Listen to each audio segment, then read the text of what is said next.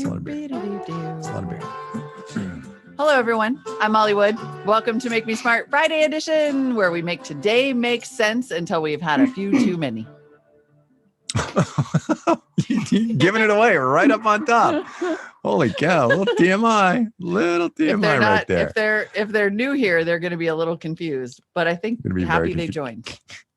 Can you imagine listening to this podcast first time ever on a Friday and going, what? On a Friday, Why exactly, so being like, I'm sorry, do these people have jobs? Are they like this all the time? What? Hey, everybody, I'm Kai Ryssdal. Happy Hour Friday, also known as Economics on Tap, which I think today is a double. Both myself and Ms. Wood are drinking beer, but we'll find that out in a minute. Live stream is up and running. People are on Discord. People are on YouTube. So there we go. The way it works is news, and then on Fridays, a little game we call half full, half empty. First, though, what are you drinking? I heard the pop top of a beer can. You totally did. I don't know why this ended up in my fridge, but I had one, and it's lovely. I'm having a 21st Amendment Brewery Blood Orange IPA. Oh, I could totally see that. And I'm glad you like it. Anyone who knows me knows that this is huge because I'm not a fan of the IPA, but I really like this one. And look how orange it is. It looks like when we had our pumpkin spice thing. Yeah. Also, look at this. Oh, man. Just to drive it all the way home, it's in my IPA glass. Oh, that's awesome. That's awesome. Right? I just feel like it's like Christmas came early for Kai Ryssdal today. I'm all in. It's my 3/4 birthday soon. There you go. Well, that's good. That's good. Cheers, that's cheers awesome. To you, that's buddy. Awesome. Cheers to you. Nice. Thank you. I appreciate it. I enjoy doing this show with you. Appreciation Friday. Me too. For reals. Knee Deep Brewing Company up in, I think it's Placer County. Yep. Placer County, California. They've got a triple IPA called Simtra, 11.25% alcohol by volume. So, we're going to see how that goes in about half an hour. Seeing as how, it's 5 o'clock and somewhere in the world. Okay. Let's see what's happening. We got Bourbon Neat in the chat. We have Greg Koch, who's so upset because I'm having an IPA with some tried, but I'm sorry. Okay, there's we'll make that happen right there. That's good. Yeah. There was a really good looking mocktail, which I'm totally going to try. Debbie Donovan says, all year long mocktail, SodaStream sparkling water, coconut water, 1821 bitters, watermelon, mint, shrub over ice. Wow. Delicious. Good stuff. And for those of you who are asking, the dogs are on a walk with my son and his grandparents today. Totally wholesome. That's nice. Mm-hmm. I don't know how I feel about the carrot juice whiskey sour cocktail that Fanata Chun is having, but okay. No John Burnham. I don't know when the IPA glasses will be available again. And there was another one here I wanted to. Oh yeah, somebody's having Old Elk bourbon, bitters, Mexican Coke, smoked in a bottle. That's Douglas Genital. Yum. So that sounds that is hardcore. Yeah, that sounds interesting. Yeah. And then apparently there's some clickety clackety. I have not joined the Zoom audio, so it's not me. Yeah, but it's not someone me I think is out there. Someone's on the Zoom typing, according to everybody else. And it's just bugging people, so cut it out. And it's just bugging people, which is reasonable. But I don't think it's me because I didn't join the audio. It's definitely not me. Also, I'm talking, not typing.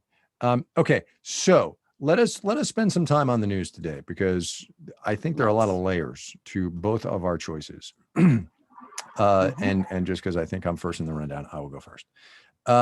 So number one, this is not an unknown news item, which is fine, I suppose, but it's important, and I want to just mark that pretty much in the dark of night yesterday, the United States pulled out of Bagram Air Force Base in Afghanistan. And without Bagram Air Force Base in Afghanistan, our presence there is basically like not more than, 45 guys in a Jeep, probably.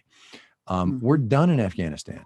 And I just think it's worth marking. And I do this because of friends I have who served there and journalists I know who covered it. And it's a big deal. It's 20 years. 20 years. It's a huge deal. And, let's not get into the 20 years for what thing. But it's because we don't have time in 47,000 years of this podcast to figure that out. I'm really into Vietnam now. By the way, I'm reading a lot of Vietnam books, and the echoes are just unbelievable. The echoes are. I've been reading that for a while, off and on. I've been reading that Pentagon Papers book. Oh yeah, and it's the one by Daniel Ellis. Ellsberg. Ellsberg. Thank you. You can see I put it down for a minute because I had to go off and read some Kim Stanley Robinson, but it's it's been a long and winding road, American history. It's been a long and winding road. Yeah. Mm-hmm. So just noting that for the record, because it's important in a lot of ways. But the real news item for me today is the Secretary of Defense, Lloyd Austin, came out this afternoon on Twitter, and I'm sure there's a policy paper on somewhere, but he has now decided, in the absence of legislation from Congress, which is important, and I'll get to that in a minute, Austin has decided that he is going to remove from the military chain of command prosecution of sexual assaults and related crimes, domestic violence, child abuse, and retaliation. And that's huge. That's huge on so many levels. First of all, the American military, in which I served proudly and honorably, is deeply misogynist and unwelcoming of women. We have to say that. Sexual abuse is rampant. And the pursuit of investigation has been shameful in instances where those assaults and rapes are reported up through the chain of command. It's mostly white guys in the chain of command. It's almost entirely men. And this is a good thing. I think it's interesting that Austin is doing this on his own authority, because there's a parallel track in Congress that is getting nowhere. Kristen Gillibrand, senator from New York, has been working on this for years. She has recently gotten Joni Ernst, Republican of Iowa, to sign on, which got her a whole bunch of co-sponsors. But that legislation has been stalled in the Senate of the United States by, wait for it, white guys. The chairman of the Senate Armed Services Committee is a guy by the name of Jack Reed, who's a West Point graduate, who has said, no, I object. You cannot move forward with this. We're going to do this in committee. So Lloyd Austin, more power to him, first African-American Secretary of Defense, has said, yeah, we're going to do this anyway. And if you want to figure out the law, you can figure out the law later. So that's good. Now, the reason it's a big deal that Austin is doing it on his own authority is that the next Secretary of Defense can always change that. It's a lot like executive orders, right? Trump has done his thing by executive order. Biden has undone them. Obama did his thing by executive order. Trump undid them. That's the flaw of not doing it with the law. But this is a good thing. I guess that's my takeaway. It is. Sorry. Yeah. It's also, it is to his credit, because one of the concerns about him and his appointment, right, was that he is not a civilian. And that he might, for sure. Excellent point. Protect the chain of command at all costs. Yeah. Yep. Really, really important point, right? Today. This guy's a retired 4-star general, and he got a waiver from the Congress, which is required by law, because Congress says you cannot be Secretary of Defense if you're a retired officer within 7 years of retirement. And that was huge, right? And the first time it happened in 50-something years was for Jim Mattis for Trump. And Congress basically said, okay, just this once. And then Biden came along and said, hey, no, I want this retired 4-star to be my Secretary of Defense. Congress said, okay, fine. And one of the complaints was, look, we need a civilian to do this because military chain of command can be really problematic. And here Austin is doing fundamentally the right thing, which is a really good point for you to raise. Yeah. Thanks. Yeah. Sometimes I listen when you those talk. Are my things. But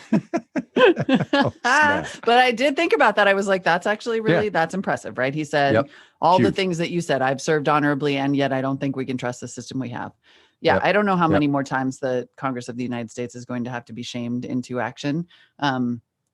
Many more times. The count is approaching infinite at this point. So many more times. Yeah. So many more times. But that's huge. That was huge. Yep. Hey, so you know how the Olympics are out here holding the Olympics in the middle of a pandemic in a country where single digit numbers of citizens are vaccinated, and the amazing, people of that country, right? I mean, so much about it is amazing, but especially the low vaccination rate is astonishing, frankly, because Japan had done really well in lots of other ways. And we should be extremely blunt about the fact that the Olympics is doing this because money. Because billions, of course. Billions of dollars. And yet still the IOC, in its legendary lack of wisdom, and we'll get to some of its ongoing historical behaviors in a minute, has now disqualified Sha'Carri Richardson, potentially from appearing. Her appearance in Tokyo is in danger. And this is like essentially America's fastest woman. She won the 100 meters last month in Oregon, blew it away, is like clearly the TV favorite, right? Super telegenic, amazing, heartbreaking story. Her biological mother died recently. She learned from a reporter during an interview. And the IOC has determined that she used a banned substance, and therefore not just a banned substance. It's actually a performance. Okay. All right. Okay. Sorry. I'll let you go ahead. Sorry. Okay. I mean, we all know this. So yes, it's freaking marijuana. Are you kidding me? Like, they banned her because they found THC, and she was like, yes, that is true. I was heartbroken when I found out my biological mother had died. I smoked a little weed, or maybe, I don't even know what she said she did, but like, it is so offensive and absurd on so many levels to put this woman's career in jeopardy, considering the lead up of you're holding the Olympics in a pandemic. Like, you are going to kill people with your party. Own it. And then they disqualify this person for like the use of a drug that is legal in multiple states. Movement on federal legalization is getting faster and faster in the US. I think it's like legal across Canada. It's like somebody tweeted that it's as if they disqualified her for having a glass of wine. And she apologized for it, which is just astonishing. And so, there's the level of ownership that the IOC thinks it has over the bodies of these athletes, and how often and disproportionately that extends to women. And then there is the all-time institutional racism of the IOC and the degree to which they punish athletes of color. In fact, hat tip to Crystal Fleming on Twitter, who pointed out that, way back in the early 1900s, Jim Thorpe, a Native American U.S. athlete, widely considered to maybe be one of the greatest athletes, if not the greatest athlete of all time, had all of his medals stripped away by the IOC because they found that he had been playing amateur sports, probably to make money, like a lot of athletes do. Something that white athletes regularly did, according to Smithsonian Magazine, and didn't get punished for, and that they didn't even follow their own rules when they stripped him of these medals. And it's just gross. It's just gross. It's unnecessary. It's absurd. And not for nothing, Kimberly Adams alerted us like just a couple of hours before the show that, by the way, the other thing that the IOC has done, according to, or at least, this blew my mind. This blew my mind. Go ahead. Yeah. In case you feel that the link between race and Sha'Carri Richardson's banning is tenuous, know that also swim caps from a Black-owned swim brand called Soul Cap, whose designs are made to accommodate voluminous hair types, have been banned because phrenology. I mean, I'm sorry, but because they said no, that's exactly what it is. Like, good for you. That's exactly what it is.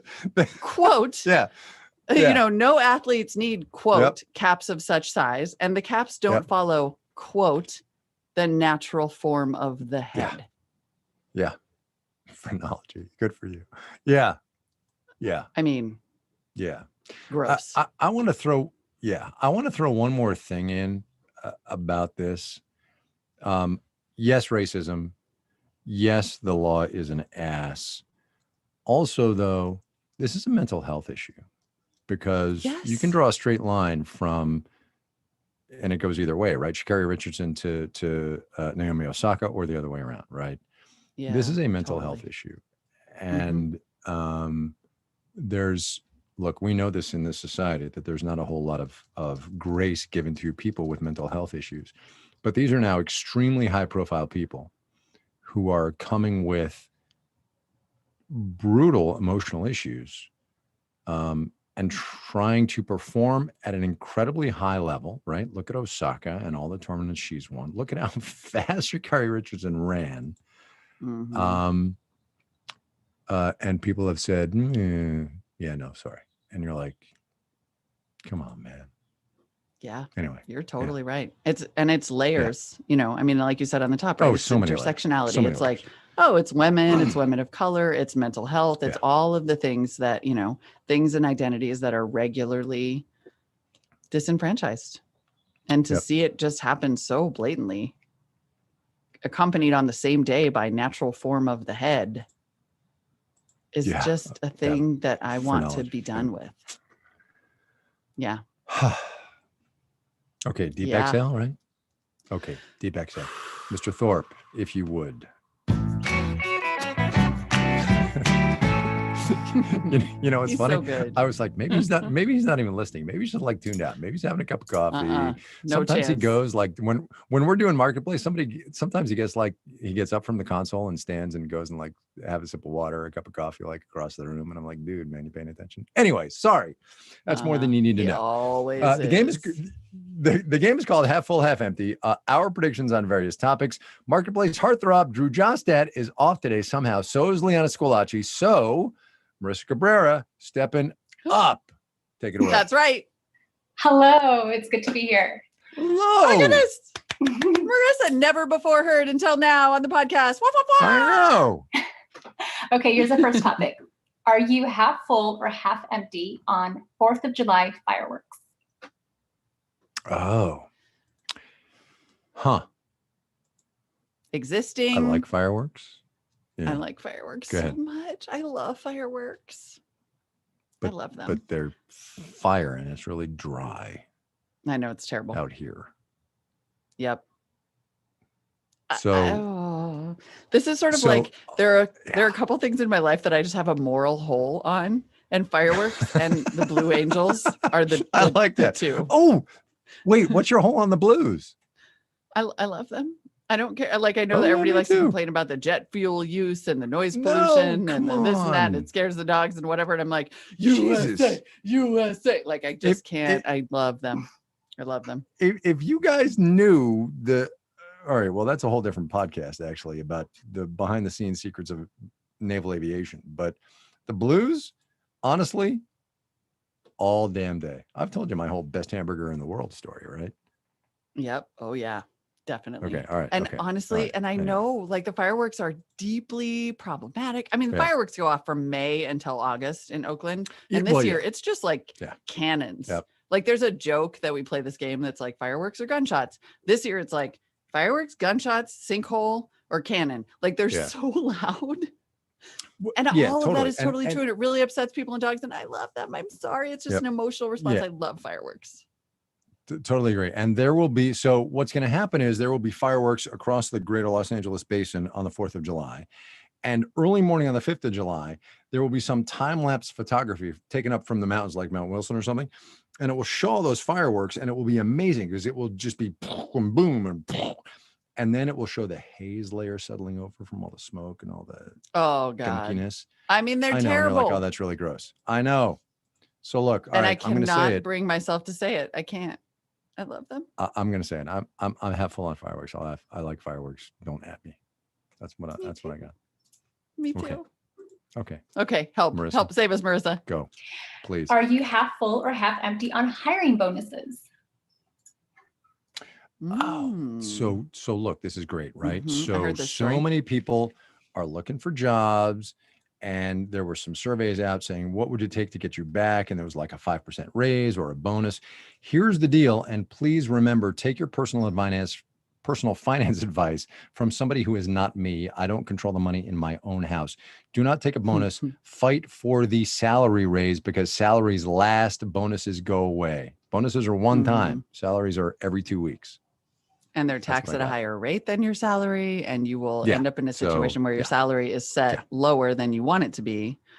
Yeah. I think, this guy was sort of tweeting at us a bunch today or tweeting at NPR and then adding us about this question of, like. That happens so often. Bless them. Love it. I'm fine with that. But it's like we keep having these stories over and over at, these businesses can't find enough workers and whatever. And this guy was like, the workers are there, but the jobs suck. He's like, change the conditions, change the pay, change the benefits. And he said, can we have one news story where all the pejoratives that employers are using right now for workers are used on them instead. Employers are lazy. Employers are unmotivated.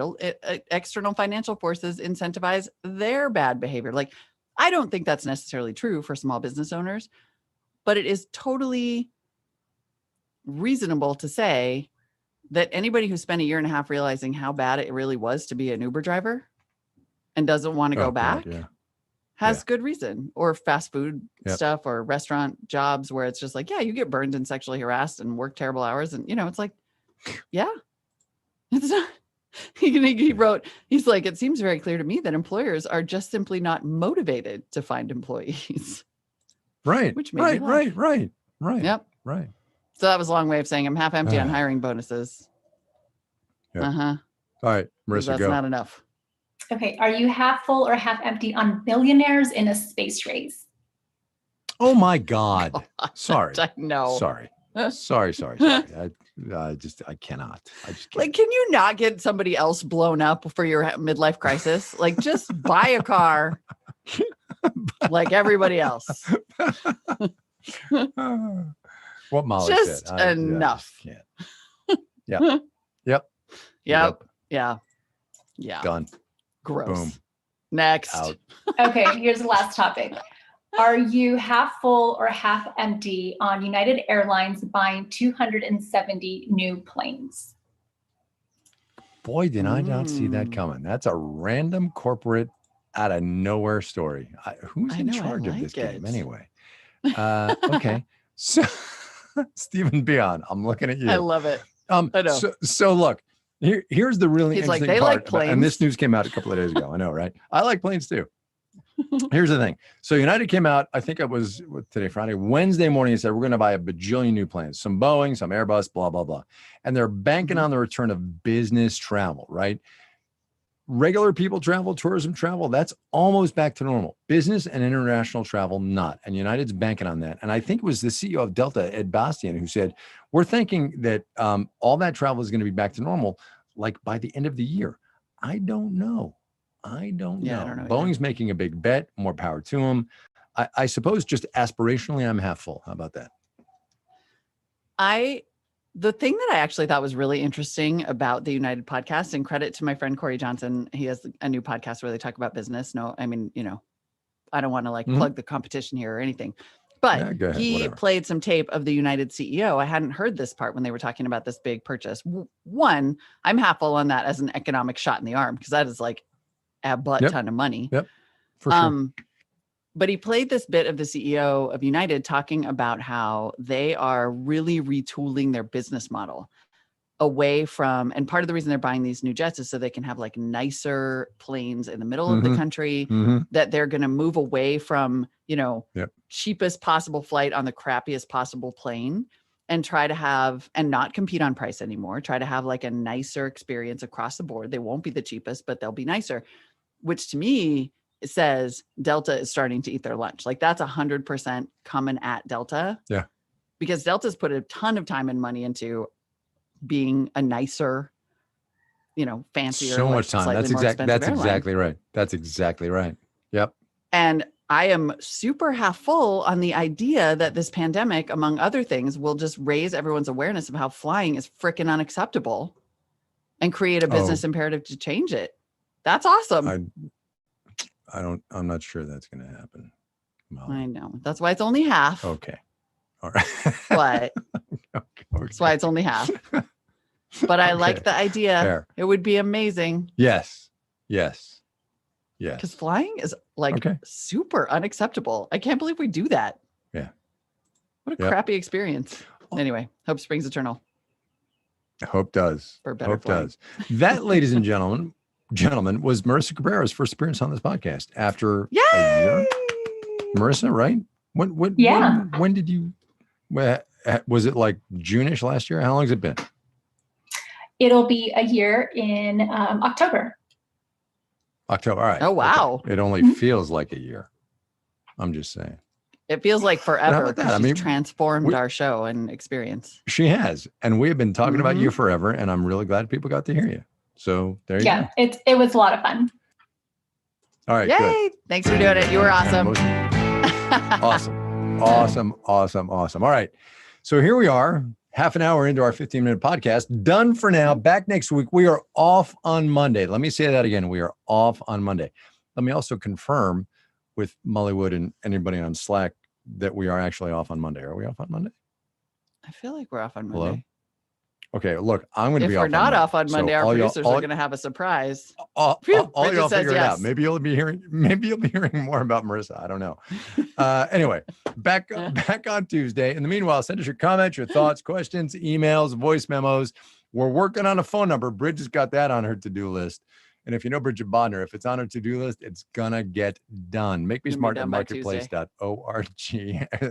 I'm sure it's already done. We're leaving. We're done. Oh my God. We're leaving. Have a great long weekend, everyone. I hope you get some time off to decompress.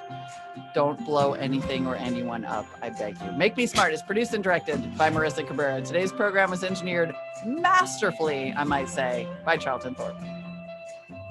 Always masterfully. Stephen Biot produced, although the lights went off in the middle of Marketplace today, and I looked up and Charlton was sitting there in the dark, and I'm like, what the hell are you doing, man? Anyway. Really? So, and he was just like kind of sitting there, but he's a very mellow dude anyway. Stephen Biot produces our favorite game, Half Full, Half Empty.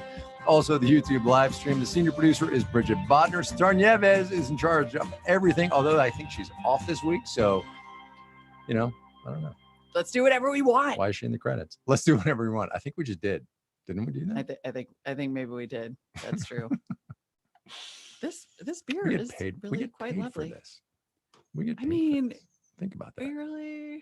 We really hacked this job in this case. We really did. Oh my God. We just made it what we wanted to be. Oh my God. It's the only way to live. Shut up. Jesus. Don't tell anybody. Who's asking you about that? Okay. I did get redder and redder. That's true. Like apparently I'm one of those people that gets kind of flushed from beer. It's also very hot in here. It's super hot. I mean, you have no air conditioning. I have no air conditioning. I'm like sweating, whatever. Well, it's hotter there. I can't believe your power, man. Southern California. Power cannot be taken for granted. We're doomed. We're screwed. We're so screwed. It's okay. We all are. Yeah. Don't worry. Right, everybody it's universal. Good? Yeah.